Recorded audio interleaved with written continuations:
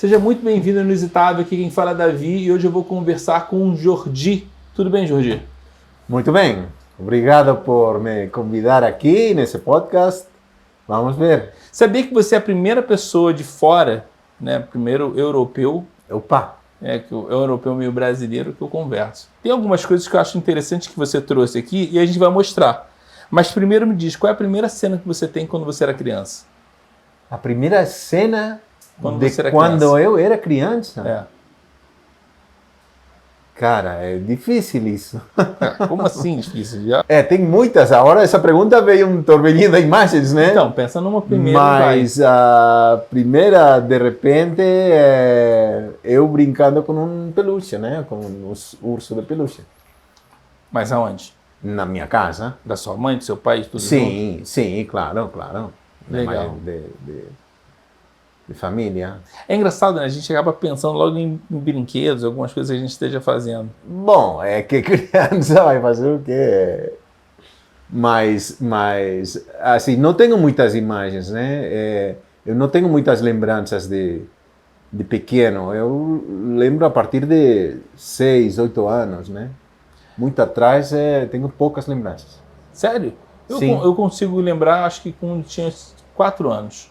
Não. 5, talvez 5. É dizer, acontece que a minha mãe morreu quando eu tinha 5 anos. Eu não lembro, praticamente não lembro disso. Eu lembro, assim, tem 3 imagens da minha mãe. Mas você tem foto dela? Ah, Tem, sim. Me diz o negócio. Então, a gente falou que é o primeiro europeu, nasceu onde? Eu nasci numa cidade do entorno da área metropolitana de Barcelona, chamada Sabadell. Mas é 20 quilômetros de Barcelona, né? A vida é em Barcelona, praticamente. Sim, acho que é como se fosse São José dos Pinhais, ou Pinhais. Isso. Uma coisa assim, exatamente. Que é bem próximo também, né? É bem próximo, uma cidade, lá é uma cidade importante, digamos assim, é a segunda, a terceira da região, né? E aí, sempre morou lá? Sim. E aí, Sempre morei lá, viajei, mas morar, foi lá. você efetivamente estudou o quê? Eu estudo arquitetura, eu sou formado em arquitetura e urbanismo, Lá, lá em Catalunha, na Universidade Politécnica de Catalunha. entendi. E me diz um negócio, uma coisa que eu tenho super dúvida. Por que quem nasce em Barcelona sempre fala assim, não sou espanhol, eu sou catalão? Bom, é uma cultura diferente, é uma história diferente. O início dos países catalães e do reino de Castilha, são reinos diferentes, né? Depois, com o tempo, os reis foram se casando e as leis viraram juntas, né? Igual acontece, por exemplo, na Inglaterra, com Escócia, Gales, né? Mas acabou sendo uma única dinastia, né? Só que tinha parlamentos diferentes, tinha constituições diferentes, tinha leis diferentes, completamente. Mas acabou sendo, digamos, o exército de Castilha acabou bombardeando e anulando o parlamento catalão e o reino de Catalunha, né? Entendi. E aí ficou, digamos assim, como em todas partes, não tem pessoas que admitem isso e reúnem o país todo e fazem uma só cultura, e outros que não, diz, a minha cultura é diferente. E efetivamente é diferente, né? Dizer, a gente não compartilha a maioria de coisas com Castilha, né? Só que legalmente o transcurso é esse, né? E hoje essa evidência é ainda pior, né? Dizer, as leis são bem diferenciadas e favorecem uns mais que outros, enfim. É um problema importante hoje. E é engraçado, a gente pensa que só o Brasil tem problema, né? Não, a gente começa a perceber que tem um monte de problema, um monte de lugar. Dentro da Europa, a Itália é bem diferente, o sul da Itália do norte. Em França tem regiões que também querem se independizar, a Córcega, por exemplo, os bretones, por exemplo, né? E a Alemanha é igual, a Alemanha está formada de diferentes regiões, né? Que se uniram, tem uma cultura igual, mas cada um tem o seu jeito de falar alemão, né? Imagina a Alemanha, que é oriental. Sim. Dizer, além do que a história moderna também dividiu a Alemanha, né? Ou, por exemplo, você vê a história da Iugoslávia. Hoje são 5 países, Iugoslávia, e faz nada, né? Faz 20 anos, né? Que legal. Então, a história da Europa foi assim, muitos reinados que foram se juntando, uns se juntaram, outros não. Suíça nunca se juntou, Bélgica e Holanda, né? Suécia e Noruega se separaram também a finais do século passado, né? Sim. Então, tem essa história de coisas que se unem e se desunem. Não, eu acho engraçado que um país tão pequeno, sei lá, a gente pensa que a Espanha é pequena em relação ao Brasil, ela é tão dividida, né? É bem dividida. Sim, mas é porque tem um histórico diferenciado, né? Sim, sim. E aí me diz um negócio, o que aconteceu para você estudar arquitetura? Ah, bom. O que te interessou para você falar assim, cara, eu quero ser arquiteto? Então, eu sempre me fiz essa pergunta, porque eu queria ser arquiteto tive essa coisa bem clara desde criança, que eu queria ser arquiteto, né? E aí tem várias coisas. Por exemplo, a minha casa era uma casa muito velha, estreita, mal iluminada, mal ventilada. Não? Quando eu visitava os meus amigos, eu pensava, por que estou vivendo nessa casa? Mas era no centro da cidade, então estava bem localizada, mas era uma casa muito velha. E por outro lado, eu lembro que eu abria um livro desses de As Maravilhas do Mundo, né? E via a foto de Brasília. E eu ficava apaixonado com criar uma cidade nova aí no meio da floresta, né? Eu nunca tinha estado em Brasília e não sabia o que era, mas para mim era Amazônia, claro, né?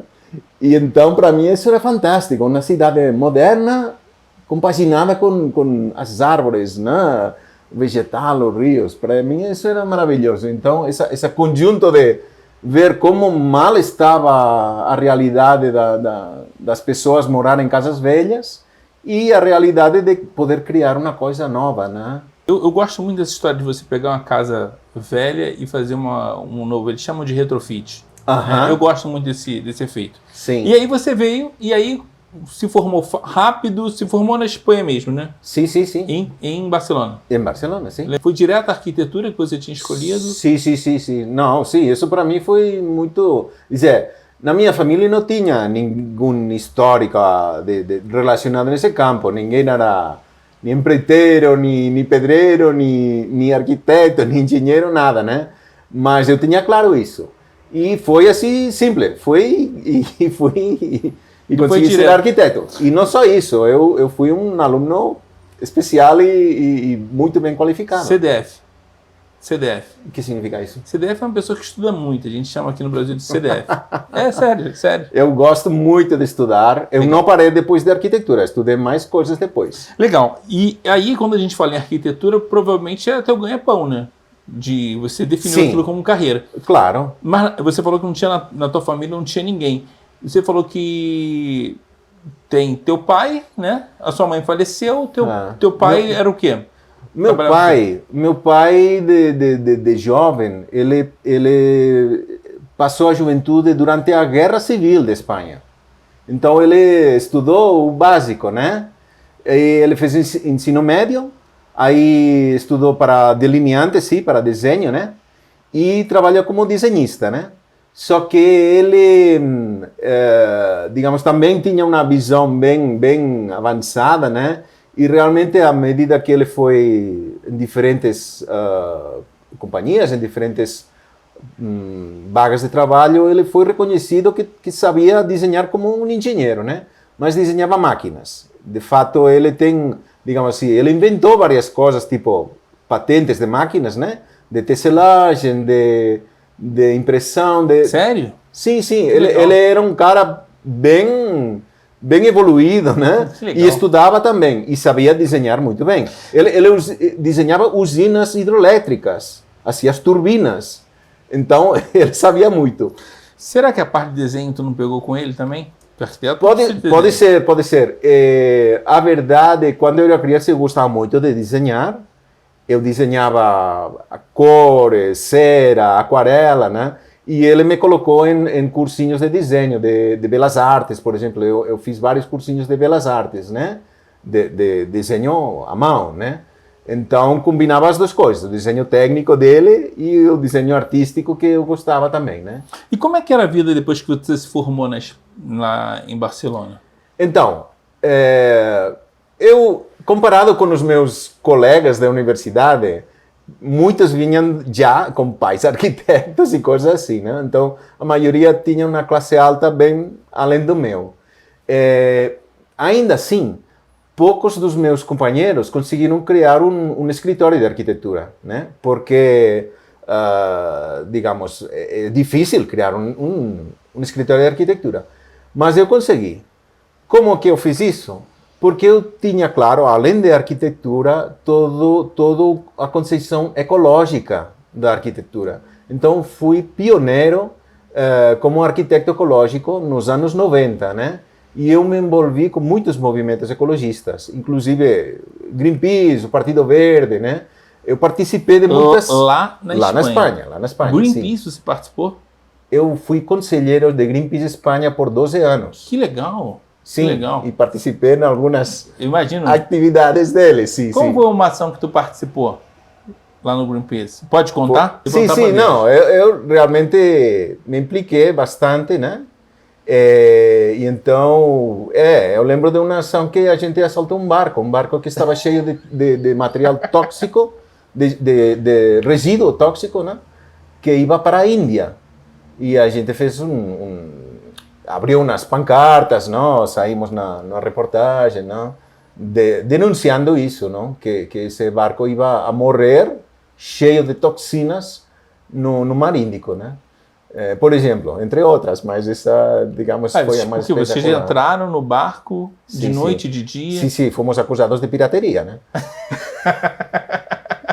sim. Mas era, depois ficava em nada, não? Fazíamos as fotos, o vídeo e voltávamos, não? Entendi. Na verdade, você não ficava com nada, só tirava foto e botava na internet. Naquela época não tinha internet, aquela só tinha... Não. Era jornal, a gente convocava os periodistas dos jornais, vai acontecer isso, vem com nós e fazem a foto. Como é que você veio para o Brasil? Então, isso é outra história, completamente diferente. Quando eu ainda não tinha acabado, ainda faltava um ano para acabar a carreira de arquitetura lá, eu consegui uma bolsa. Uma bolsa? Sim, uma bolsa de estudo. Uma bolsa de estudo aqui no Brasil, para dar aula, um curso de AutoCAD para uma empresa de engenharia de móveis em Bento Gonçalves, lá em Rio Grande do Sul. Sim. Então eu vim aqui e organizei para fazer um cursinho para esses engenheiros dessa fábrica lá, né? E aí me enamorei do Brasil. Aí, com a minha mochila, fui a dar uma volta, né? Iguaçu, Pantanal, Manaus, Ouro Preto, enfim, de toda uma volta, né? Brasília. Peraí, então você fez Rio Grande do Sul, depois subiu? Não, eu estava no Sul, fui a ver um concerto de música em Florianópolis e aí já não parei, já fui para o Pantanal, depois subimos por, como se chama isso, essa Canyon dos Veadeiros, uma coisa assim, né? Sim. Chapada dos Veadeiros. Chapada dos Veadeiros. Que encantador, né? Umas cachoeiras fantásticas. Aí fomos para Brasília. Que aí você conheceu Brasília também. Aí conheci Brasília, exatamente. Sim. Exatamente, que foi um choque de realidade, né? Diferente das fotos, mas foi interessante, é claro. Quando eu cheguei em Brasília a primeira vez, eu fiquei espantado com a terra vermelha. Muita terra vermelha. Pô, a terra aqui é vermelha pra caramba. Então, eu vi isso o primeiro dia que cheguei em Porto Alegre, né? Que pensei, cara, que terra vermelha, que fertilidade, que coisa brutal, incrível comparado com o Mediterrâneo seco, né? Isso é fantástico. E aí tu ficou quanto tempo fazendo esse tour aí? Então, fiquei 6 meses, não, a bolsa foi de 6 meses, passei 2 meses viajando com a mochila, né? Aí voltei por Bahia, por Belo Horizonte também, conhecer Pampulha, né? E aí voltei e fui para Iguaçu e desci por missões na Argentina também visitei a Argentina. Entendi. Misiones é fronteira com o Sim, Brasil, né? sim, é a parte essa pequena de Argentina que sobe até Iguaçu, né? Aí voltei para a Espanha, acabei a carreira de arquitetura e aí fiquei trabalhando para escritórios de arquitetura, porque já na época eu também fui dos primeiros a trabalhar com AutoCAD, com digitalização, né? E aí fui bastante... Trabalhei em vários escritórios por esse tema. Também eu fui um dos primeiros a trabalhar em 3D, por exemplo, não? Aí, por exemplo, tive um cara que foi professor meu, que conseguiu um projeto em Porto Alegre, na usina do gasômetro, para fazer um museu de urbanismo ecológico. E me chamou a mim porque ele sabia que eu conhecia a usina. E realmente eu tinha fotos da usina, né? E fez todo um trabalho em 3D para a usina do gasômetro em Porto Alegre. Mas você ainda estava lá? Eu estava lá. Entendi. Sim, Entendi. sim. Então já começou assim meio uma relação, né? Mas a vinda para cá, definitivo, é porque eu casei com uma curitibana. Entendi. Mas você conheceu ela aqui ou Não, lá? lá. Sim. Eu estava participando como professor de um curso de pós-graduação em bioconstrução, né? E eu dava umas aulas sobre bioclimatismo e fez todo um roteiro para os alunos visitarem obras lá em Catalunha, né? De sistemas fotovoltaicos, enfim, toda uma série de temas de bioconstrução. E esta menina estava lá, ela estava fazendo um mestrado em Madrid, aí nos conhecimos e começamos uma relação, né? Entendi. E afinal, em 2013, vimos para cá. Você veio antes da Copa do Mundo, né? Esse ano, mais ou menos, era por aí, sim. Cara, você gostava muito então, né? Você queria morar aqui no Brasil? Ou não? Eu gostava, não, sim, eu gostava. Aqui no Brasil eu vejo muitas mais oportunidades do que lá, né? Sério, engraçado, né? A gente vê que tanto brasileiro acha que a oportunidade está na Europa. Não, a oportunidade está na Europa se você vai lá trabalhar de qualquer coisa. Claro, trabalho de serviços tem, né? Dizer, ninguém quer trabalhar limpando casas ou cuidando idosos, né? Isso tem. Mas se você, para trabalhar lá, tem que estar muito bem graduado, né? E vai trabalhar para outro. É muito difícil você se posicionar por si mesmo, né? Em cambio, aqui no Brasil, esse empreendedorismo, acho que é bem mais fácil para alguém que está formado, digamos, com mais capacitações, né? Porque, por exemplo, a carreira de arquitetura aqui, o estudo de arquitetura e urbanismo aqui, não tem o mesmo curricular que lá, né? A gente lá tem, digamos, está capacitado para cálculo de estruturas como engenheiro civil. O arquiteto lá tem também o papel que aqui tem um engenheiro civil, né? Então, tem uma capacitação mais complexa e mais abrangente, né? Entendi. Então, é fácil vir para aqui e você tem muitas mais possibilidades. Chegou a conhecer Curitiba quando você veio naquela vez? Não. Não? Não. E qual foi o choque? Porque Curitiba é bem diferente, É acho diferente. que em todo o Brasil, né? É bem diferente, sim. Ela é muito europeia. Efetivamente, isso me deixa bem tranquilo, né? Porque me adaptei muito bem. Mas eu gostei, imagina, os parques, é maravilhoso. Tanto parque, nem tanto verde. É uma cidade que me encanta. E realmente, para mim, o trabalho de Jaime Lerner é importante também, né? Sim. Imagina, né? Porque você vê ali... É porque pouco se fala, né? Se falava, eu acho que fora do trabalho dele. Então, tem mobilidade e tem algumas coisas que são bem legais. Os parques, principalmente. Ele, na sua época, ele foi um grande inovador e foi realmente uma liderança, digamos assim... não sei se a palavra certa é ideológica, né? Mas do jeito de pensar de uma forma integral, né? Ele não pensava só nos parques, na mobilidade, pensava a cidade toda, né? As pessoas, né? O que faziam, onde fazer as coisas, como fazer as coisas. Hoje mudou, hoje é diferente a cidade, né? Mas ele, na sua época, ele tinha uma visão bem certa, né? Mas me diz o seguinte, qual é essa reação que você tem quando você chega aqui na cidade? Você ia para ficar para morar, né? Ou ia Sim. passar um tempo? Não, é assim. Eu conheci essa menina, que foi a minha mulher, né, em 2001. E aí, a partir de 2003 até 2013, a gente ia vindo aqui mais ou menos cada ano, né, no feriado, visitar a sua família, né. Então, eu fui conhecendo Curitiba, assim, no verão de lá, que aqui era inverno, né. Mas eu fui conhecendo aos poucos Curitiba e o Paraná e o litoral, né? E vamos viajando e conhecendo a região. Então, quando eu vim aqui, eu já sabia de onde estava vindo, né? Sim. Sim, e aí acho que o frio ajudou bastante para você se Sim, acostumar. não, eu lembro de chegar aqui e passar todo o verão chovendo, né? Dizer, o que estou fazendo aqui, meu? Mas como é que você se adaptou? O que você acha de dificuldade para chegar aqui? Ou não, o Brasil é muito mais fácil do que para você se alocar. A estrutura quando você chega? Olha, para mim foi fácil porque a minha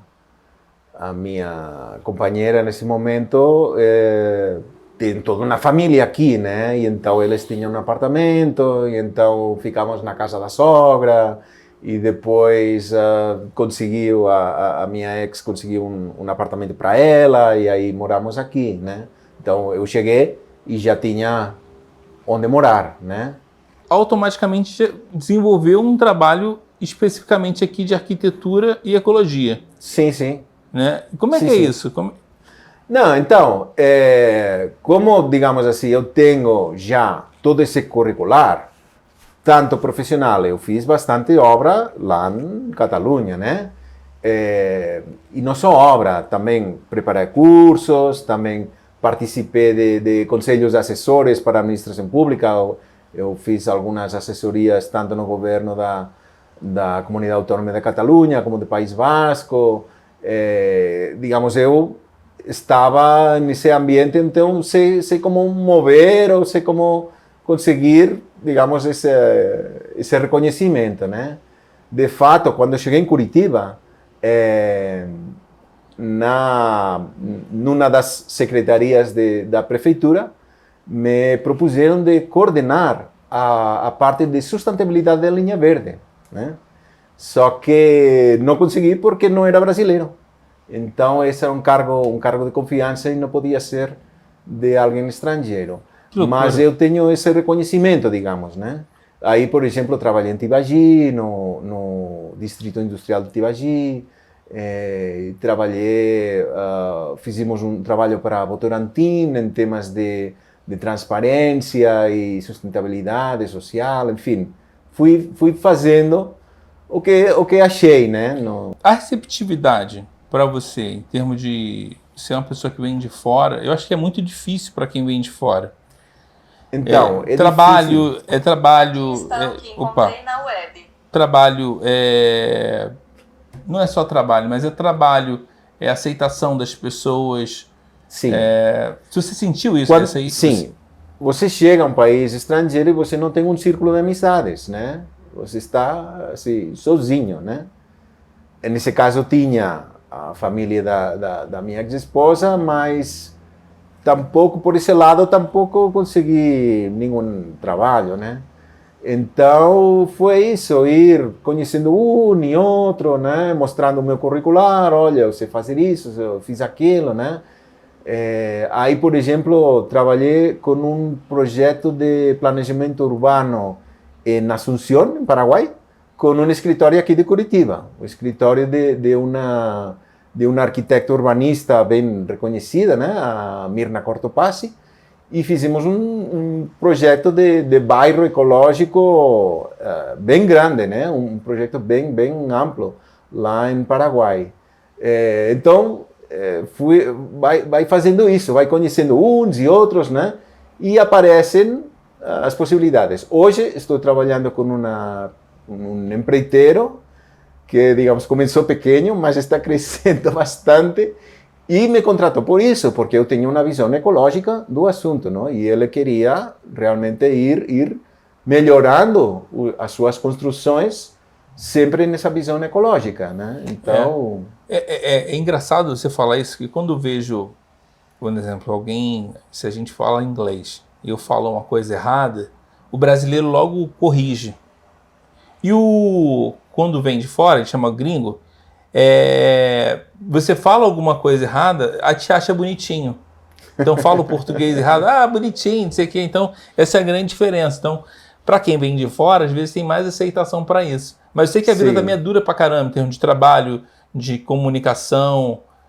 Às vezes você fala uma coisa, a pessoa entende outro. Sim, não, tem muitas ocasiões, né, em que você é mal entendido, mal interpretado, mas é um desafio. É claro, não tem como aprender um dia para outro, né? Quando eu cheguei aqui, eu achei bem fácil falar português, porque já de entrada eu era bilíngue, né, catalão e castelhano, e então isso foi fácil. Entender as pessoas, só que às vezes tem erros nessa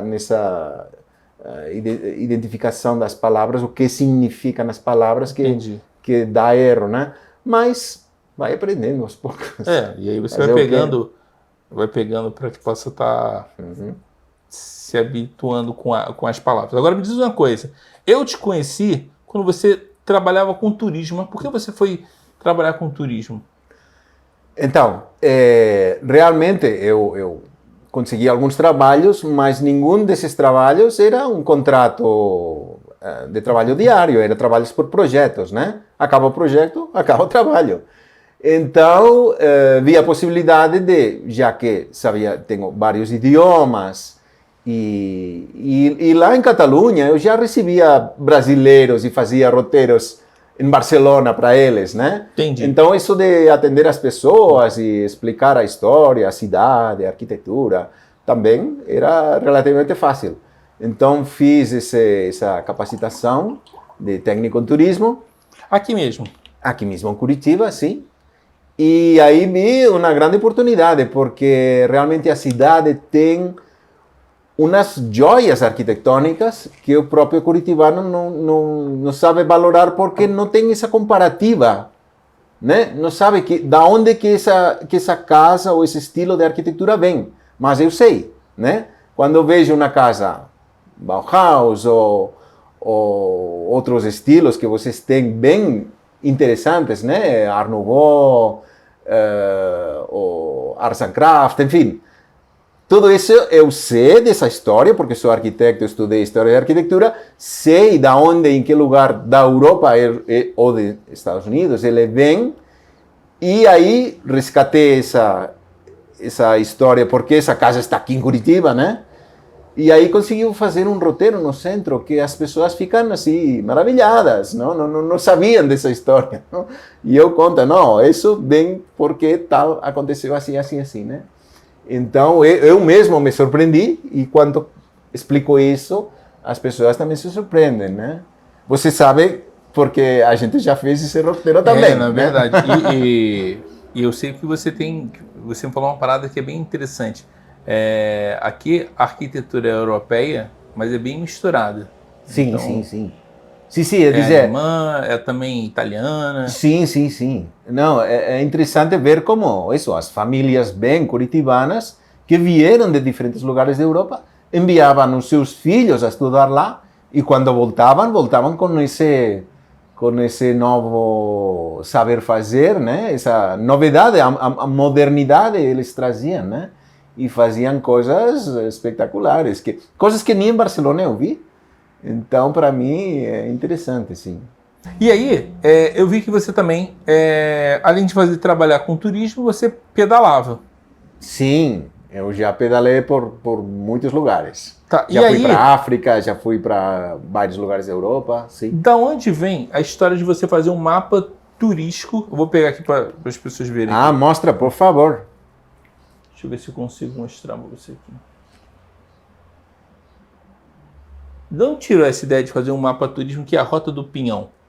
Então, quando eu me graduou como técnico turístico, também fui a ver o que tinha na cidade, né? Quem organizava como se movia as pessoas, né? Aí trabalhei, por exemplo, também no trem, né? No trem que descia a serra, né? De Morretes, né? E em várias empresas como guia. Porque como tenho vários idiomas, eles me procuravam, não, para grupos hispanofalantes ou ingleses, né? E também fui guia para alguns roteiros que queriam especificamente arquitetura, né? Algumas faculdades de alunos de arquitetura que vinham para Curitiba e me chamavam para guiar, né? Então fui me engajando com tudo isso até chegar à Associação de Desenvolvimento Turístico da região de Curitiba, a ADETUR das Rotas de Opinião, né? Que é uma agência de desenvolvimento oficial, né? Público-privada, com os secretários de turismo e empresários de turismo, né? E então aí, junto com um engenheiro civil, o Osvaldo Soares, pegamos essa ideia de, aqui falta um mapa, né? Falta um mapa desses de estradas, né? Como chegamos a esses lugares, né? Porque o mapa que tem hoje do Paraná é muito grande, não especifica uma escala muito grande, não consegue achar detalhe de onde estão as coisas perto de Curitiba. E então propusemos isso na ADETUR e fomos lá e fizemos, né? O Osvaldo, ele conhece mais a região do que eu, né? Mas eu tenho essa capacitação de trabalhar com arquivos digitais, né? Com gerenciamento informático por satélite, todas essas coisas modernas, né? Mas, e conseguir fazer um mapa bem detalhado. Se eu abrir ele aqui, ele basicamente faz uma rota. Não é só por Curitiba.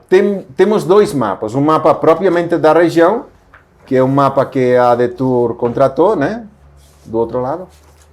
Esse é um mapa da região de Curitiba, né? E aqui estão detalhados os municípios que formam parte da Agência de Desenvolvimento e os seus atrativos turísticos e os sócios da ADETUR, não? Os hoteleiros, restaurantes, enfim. Esse foi, digamos, o encargo. Mas aí a gente tinha um verso do mapa e aí enviamos esse mapa uma outra aqui coisa. É uma rota. Não, esse mapa aqui é a região metropolitana de Curitiba. Entendi. Aqui está o litoral e aqui está os Campos Gerais. Entendi. Embaixo está Santa Catarina e acima está São Paulo. Entendi. Foz do Iguaçu está nessa linha, né? Está no mesmo... pega a sua região metropolitana. E aqui? Sim. Então, como esse mapa, nesse tamanho, tem duas caras, né? A gente pensou em que vamos fazer na outra cara. Na outra cara, desenhamos um circuito cicloturístico de bicicleta ao redor de Curitiba, passando por todos os municípios ao redor de Curitiba, né? Campo Magro, Almirante Tamandaré, Colombo, Quatro Barras, Campina Grande, Piraquara, São José. Não conseguimos passar por Fazenda Rio Grande, mas aí Araucária e Campo Largo, né? Tá, esse aqui, se você for fazer, esse é um cicloturismo. É um roteiro para fazer bem tranquilo, assim, com 4 dias, né? Porque soma 230 quilômetros. Então a ideia é que você rode mais ou menos quantos quilômetros por dia? Uns 230 quilômetros são uns 50 quilômetros por dia, né? Ou mais. É bastante, né? É bastante. E aí tem parada para restaurante, de hotel? Tem, mas assim, não está suficientemente bem dotado, né? Você tem algumas dificuldades para achar um hotel, aquele ponto quilométrico que eu cheguei aqui, onde está o hotel. Não tem hotel suficiente, mas tem muitas possibilidades. Tem lugares que poderia ter um hotel, mas geralmente ainda não está funcionando, digamos, né? O cara que faz isso de bicicleta, ele geralmente ele não pensa em hotel, ele pensa em hostel, ele pensa em outras facilidades. Sim, né? sim, não. É dizer, já tem pessoas que têm feito, eles conseguem, mas tem algum lugar que é o lugar para passar a noite fica longe, aí não sabe se continuar ou voltar atrás, né? Mas aos poucos isso vai acontecer, porque já tem alguns que estão vendo a pegada de de um monte de ciclistas passando na frente, né? Entendi. E não só ciclistas, porque eles podem fazer também de moto, ou a cavalo, ou a pé também, né? Não precisa fazer todo o anel completo. Você anel pode fazer por partes, né? O anel pode ser quase se você fizesse andando, é mais ou menos o caminho de Santiago. Se eu fizer andando, você fez o caminho de Santiago? Não todo. Eu fiz partes dele, né? Mas não fiz o percurso ponta a ponta, não. Entendi. E de onde você tirou isso aqui? Inspirou isso aqui de onde? De falar assim, cara, eu vou fazer uma coisa porque a minha sensação que o curso de turismo daqui, ele foca meio no básico. Então ele fala sobre o centro histórico, mas faz com que a pessoa pare ali no centro histórico, um pouco da história. Sim. Você foi um pouco além, você fez alguma coisa mais segmentada. Sim, porque de onde assim... você tirou isso? Então, tem várias coisas aqui que se juntaram, né? Por um lado, essas ganas de conhecer o entorno de Curitiba, o entorno agro, né? Que realmente tem coisas maravilhosas, porque todos os pequenos agricultores ao redor de Curitiba, eles estão bem organizados, né? E eles fornecem as comidas para a cidade, né? E tem muito espaço agroecológico também, né? E então, essa possibilidade de ir de bicicleta não é nova. Aqui no Brasil tem já outros roteiros desse tipo, né? Em Santa Catarina, São Paulo, né? Então, a gente juntou um pouco isso, mas, sobretudo, a ideia de aportar algo para o desenvolvimento regional, né? Isso foi a grande ideia. A Detour em si é a agência de desenvolvimento turístico, mas como Curitiba já tem um peso bem grande, né?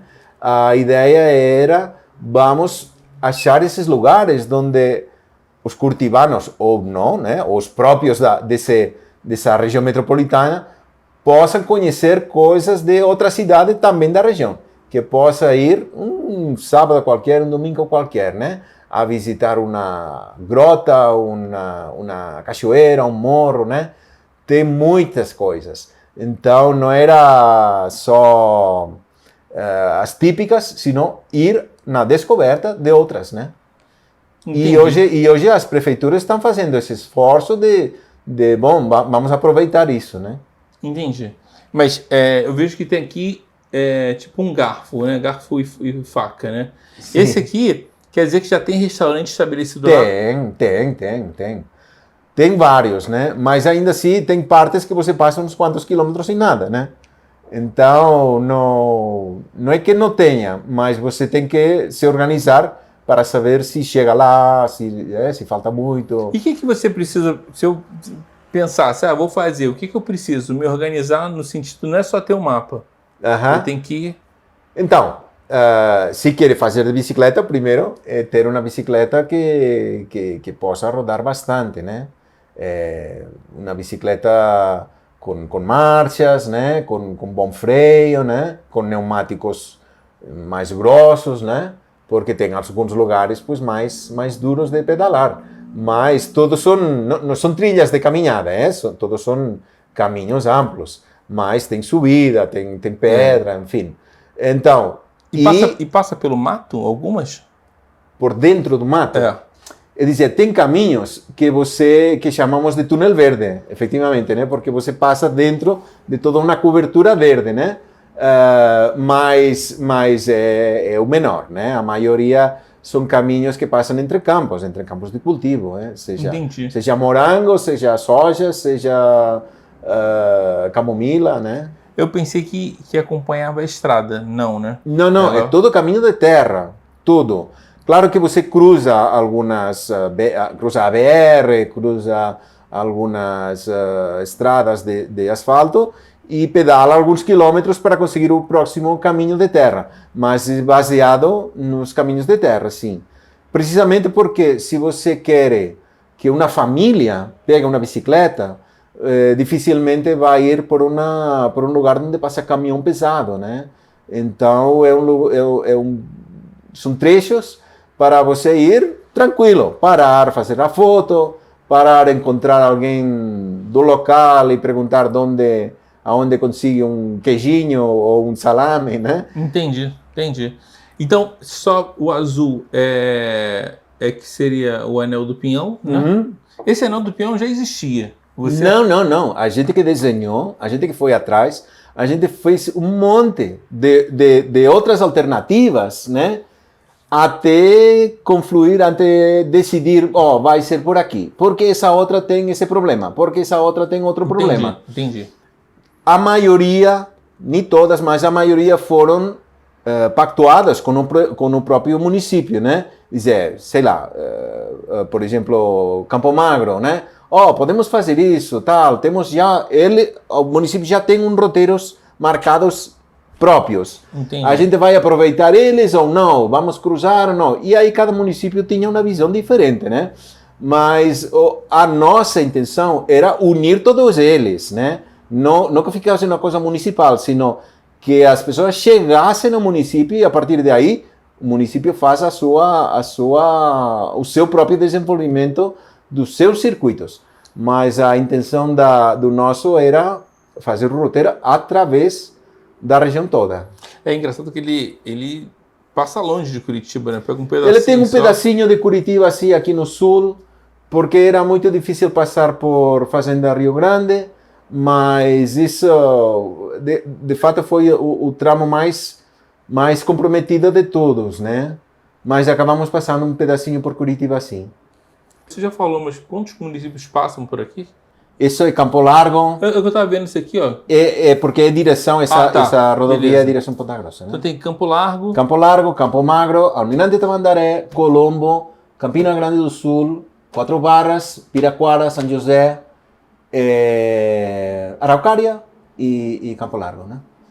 E qual o lugar que você mais gosta de passar? Qual dessas que você mais se identifica? Olha, tem coisas surpreendentes que você chega lá e começa a cheirar um cheiro de eucaliptos, né? Ou cheiro de ciprés, né? Sim. Tem lugares que surpreendem só chegar perto e já está sentindo esse cheiro, né? Que seriam esses túneis verdes, né? Exato. Então, tem lugares surpreendentes que você não imagina. Mas, claro, os lugares que estão mais preparados e que, de forma natural, tem mais esse turismo de natureza, são os que estão do lado da Serra do Mar, né? Piraquara e Quatro Barras, basicamente, são os que têm mais possibilidades e lugares mais já preparados e bonitos. De fato, são os municípios que eles já têm roteiros de cicloturismo próprios preparados, né? E isso é uma grande demanda que as pessoas estão pedindo hoje em dia? Então, absolutamente todos os lugares que mostramos no mapa, todo mundo ficou encantado, né? Olha que legal! E alguns deles já estão organizando saídas, digamos, de atrair os ciclistas de Curitiba para que vão para lá. Está acontecendo em Campo Largo e em Campo Magro, né? Tem vários lugares que chamam, né? Ciclistas, vem aqui que fazemos um churrasco para bicicletas, não? Em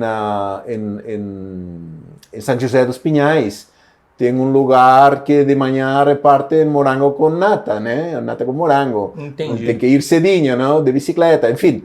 Tem alguns lugares que já estão colocando um reclamo, né? Corta a fazenda ou não? Você entra por dentro de fazenda? Não, todos são caminhos abertos. Sim, você não passa nenhuma porteira, não. Não, porque isso era complicado. Por exemplo, isso, a gente, se você se fia do Google, vai acabar achando porteiras, porque o Google te manda um caminho e não sabe que lá tem uma porteira e você não consegue cruzar, né? Isso foi um dos vários problemas que encontramos para desenhar um mapa mesmo, né? Porque íamos lugares e encontramos que lá o Google marcava um passo, mas não existia realmente, né? Ou cruzar um rio que não tem ponte, né? E chegar lá e realmente não tem ponte. Então, tem vários lugares pontuais desses, né? Que você tem que conferir, né? Então, por exemplo, esse mapa passa por vários lugares que você não tem conexão à internet, não tem telefonia ou você vaza em um bom celular que tenha uma boa captação de satélite, né? Que nem todos têm. E aí é bom ter um mapa físico. Entendi. Outra das vantagens desse mapa é que você vê a região toda, né? Se você se fia de um celular de 6 polegadas, é muito pequeno. Você não consegue ver a região toda em um celular de 6 polegadas, né? Se você quer organizar uma viagem bonita com a família, passar por um restaurante, uma cachoeira, não sei o que, né? Vários lugares, é muito difícil fazer no Google, né? Porque simplesmente abrange uma visão pequena. É engraçado isso, né? Porque digitalmente ele não tem. Hoje ainda não tem, mas a editora está pedindo para fazer, né? Mas é outra complexidade, porque tem que ter toda uma equipe trabalhando atrás, né? É uma rota que pode entrar no Google também. Se você for fazendo, você for desenhando, você vai colocando... Sim, pode. E se você vai e coloca num aplicativo de track, ele te rastreia o track e você tem, né?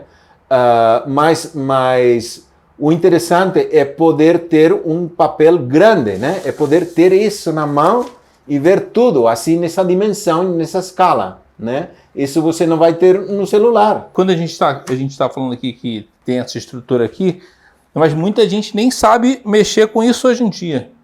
Mexer com... Mapa. Com um mapa de papel? Mapa de papel. Porque, por exemplo, tem uma coisa que você me explicou. Aqui tem... Aqui tem o perfil das alturas do percurso. Deixa eu tentar mostrar aqui. Que é o seguinte, ó. Aqui tem as alturas. Tem o perfil do caminho. Então, tem dizendo que onde você vai andar mais alto. E assim, tem uma coisa... Que lugares tem subida, que lugares tem descida, por onde passa um rio. Onde é que seria o marco zero para você iniciar? Sugestão para começar? Então, o marco zero a gente marcou no Parque das Águas de Colombo. Sim, que é esse ponto, o quilômetro zero. Aqui no mapa ele fica onde? Aqui. Em cima, né? É por aqui, né? Acho que é esse. Não, peraí. Quilômetro zero. Aqui. Chega em Colombo, vai para o parque, que está perto do centro, e tem a oficina de turismo. Como chama isso? O ponto de informação turística. Entendi. Lá marcamos o quilômetro zero para ter uma referência, né? Mas você pode fazer de qualquer lugar, claro. E aí vai até São José dos Pinhais. É isso? Então, esse primeiro vai até a metade, São José dos Pinhais, e o segundo continua, São José dos Pinhais, outra vez até Colombo, né? Volta para Colombo. Claro, porque é todo o anel. Tá fazendo o anel. É todo o anel. É engraçado ter uma rota dessa, né? Que eu acho que é bem ao avesso de todo mundo, que você passa meio pela região toda... Sim, por exemplo, em Colombo fora de Curitiba. Em Colombo você, por exemplo, tem os caminhos passam entre alguns cultivos bem bonitos, né? De hortas bem bonitas, né? Aí pode visitar também a Gruta do Bacaitaba, que está em Colombo. Não passa, o anel não passa por aí, mas fica relativamente perto. Aí tem toda essa serra, é a parte mais elevada, a parte de Colombo, Almirante Tamandaré, é a parte mais alta do percurso.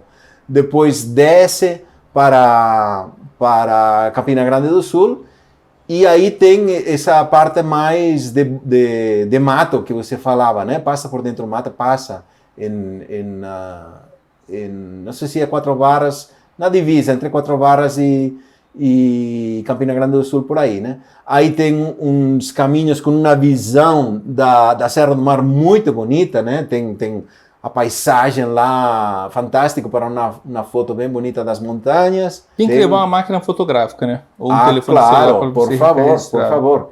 E aqui temos um ponto de coleção dessas impressões da viagem, né? Se você envia essas fotos com esse QR Code, a gente vai compartilhar esses pontos em termos de turismo. Sinalização. Esse é o trabalho que estamos encarando agora. Porque a Estrada Real, você já ouviu falar na Estrada Real? Sim, a Estrada Real que vai de Ouro Preto até Paraty. Tem o RE, que é a Estrada Real. E tem isso já. Estamos trabalhando nisso. A Detour tomou isso para desenvolver ela, né? mas está nesse processo de como fazer isso, né? Uma vez você me falou que o mapa é igual o sanfona, né? Um para um lado e outro para o outro. Não é isso? Sim, nesse caso sim. Aí, certinho agora. Me diz um negócio. Uma coisa que eu queria entender é... O que tu pretende com esse mapa turístico quando você desenha a rota de um peão? É unir os pontos, é só criar o roteiro, você criar um ecossistema que as pessoas consigam fazer sozinhas? Como é? O que você pretende? Então, a pretensão desse produto é o desenvolvimento da região, né? Desenvolvimento regional, sim? Tanto turístico como os moradores dessa região, né? Os moradores das colônias, né? Que tenham, digamos, o turista chegando lá, né? E, portanto, possa vender o seu queijo, o seu vinho, o seu salame, ou o atrativo que eles têm. Tem caras montando tirolesas para os meninos se jogar a tirolesa, né? Quer dizer, o desenvolvimento regional, que as pessoas saiam sem medo, tranquilas, conhecendo a sua própria região, né?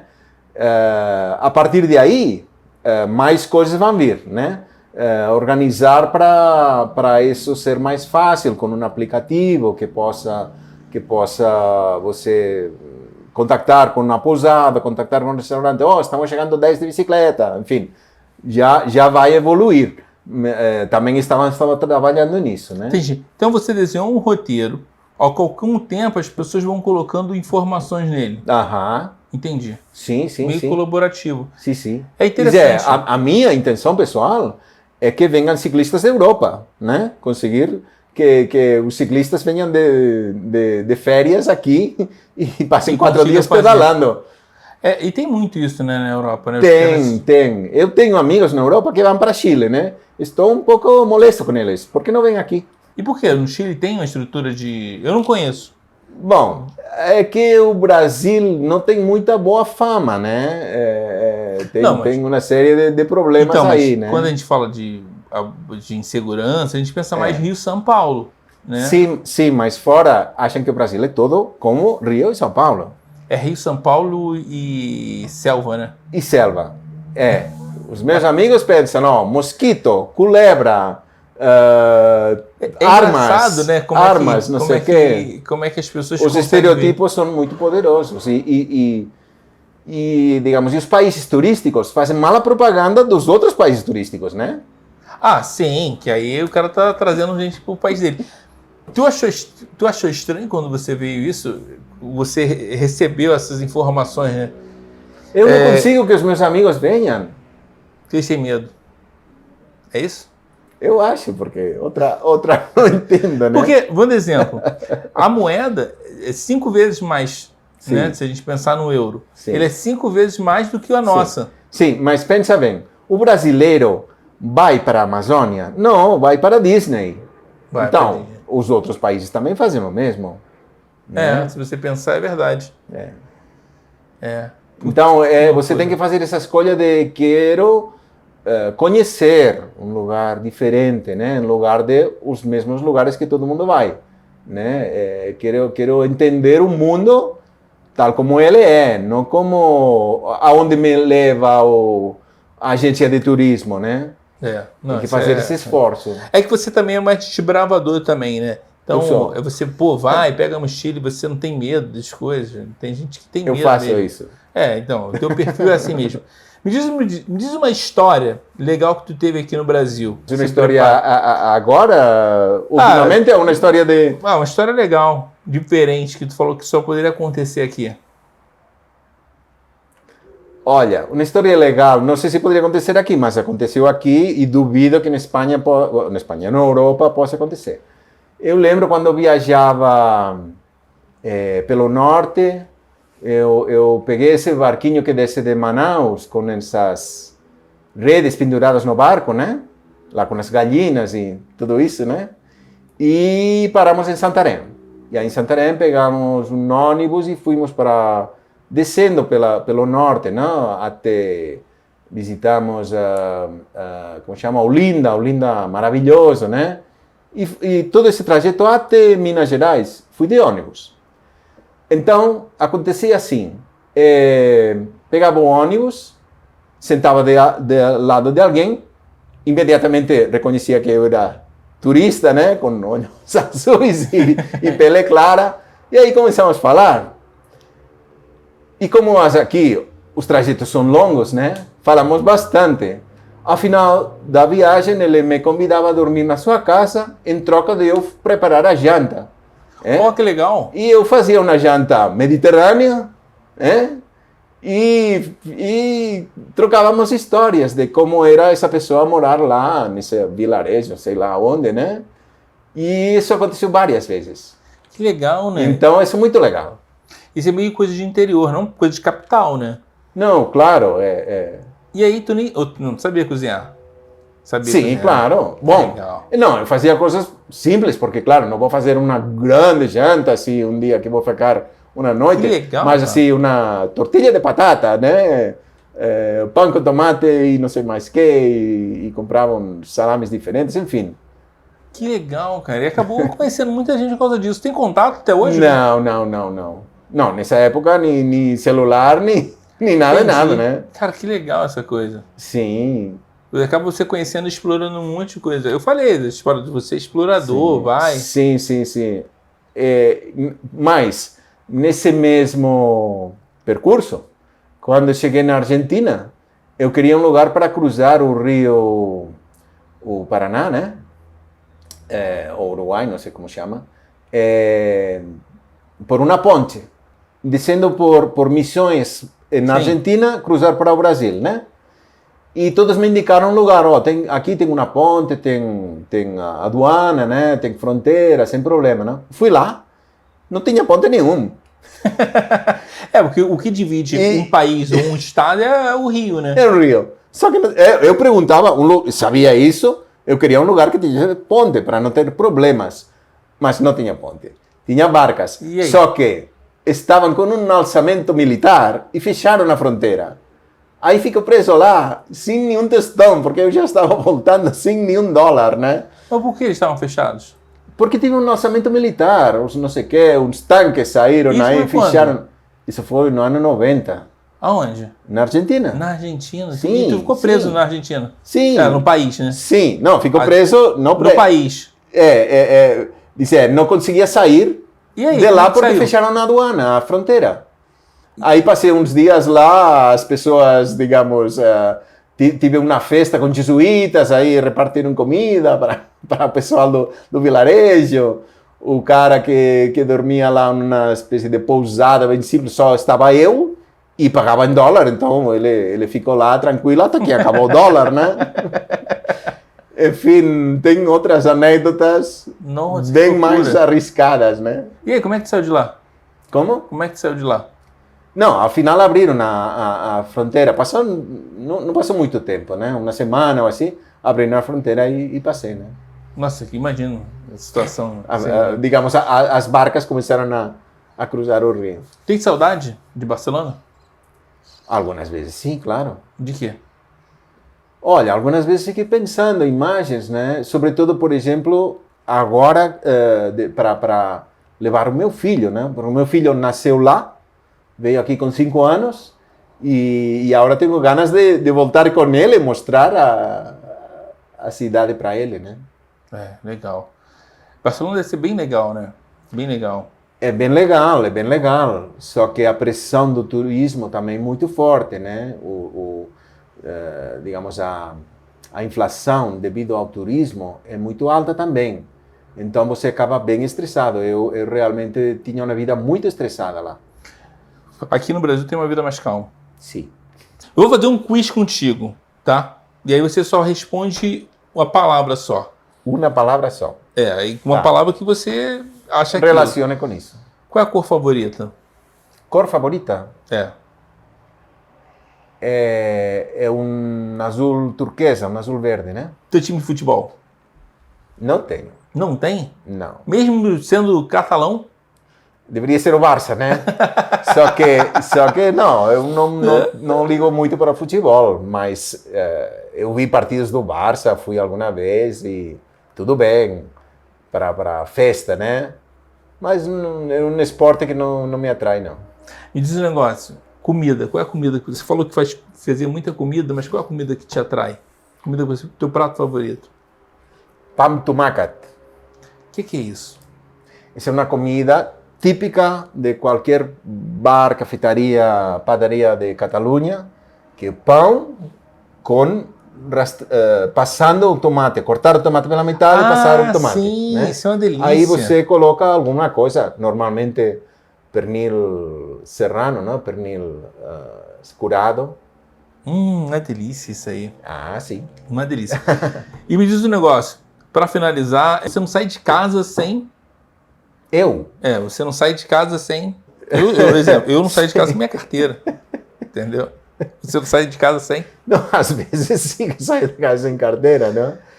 Eu não saio de casa sem ganas de sair de casa, né? Como é que é? Sem ganas. Que é isso? Com vontade de sair de casa. Entendi. Mas tem algum objeto que você não sai de casa? Não sai de casa sem... Sem tênis? Sei lá. Eu não saio sem carteira. Não, sem as chaves, né? Sem as chaves. Chaves, Então, sim. tá bom. Chaves da bicicleta. Gigi, obrigado, tá? Igualmente. Gostou? Muito obrigado por essa oportunidade, por essa espaço hoje que foi me mais cede organizado. Aqui tá legal que vai ficar mais claro, fica certinho. E bem mais tranquilo. Ali tá passando um monte de carro ali e nem parece, né? Não, Obrigado. tá bem tranquilo no carro. Tá? Espero que te ajude no mapa e que caso alguém consiga... Então, mas aí o mapa, você vai colocar um link para... Vou botar um link, mas antes, como é que as Isso. pessoas te conseguem encontrar o mapa e você? Então, a mim pelo WhatsApp, né? Mas... Posso botar teu WhatsApp aqui? Claro, por favor. Teu WhatsApp comercial. Sim. Quer dizer, a gente tem uma web que se chama Território Turismo. Esse Território Turístico é um site ou é uma rede social? Não. Instagram? Não, por enquanto... Quer dizer, existe Instagram Território Turismo, existe. Vou colocar teu Instagram, teu WhatsApp aí para que as pessoas possam te encontrar, para encontrar esse mapa aqui. Olha que legal. Legal, obrigado. São 2 mapas por um.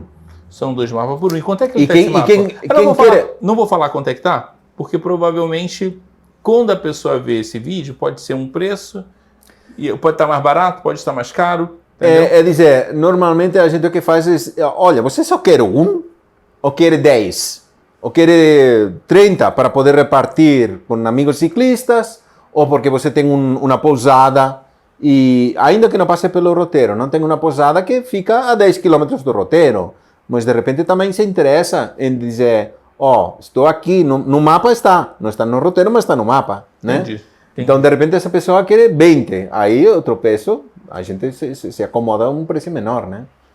Então se inscreva no canal, siga o Jorge. É Jorge ou Jordi? Jordi. É outra conversa, né? Um abraço, siga ele, um abraço, tchau, tchau. Tchau, tchau, gente. Obrigado.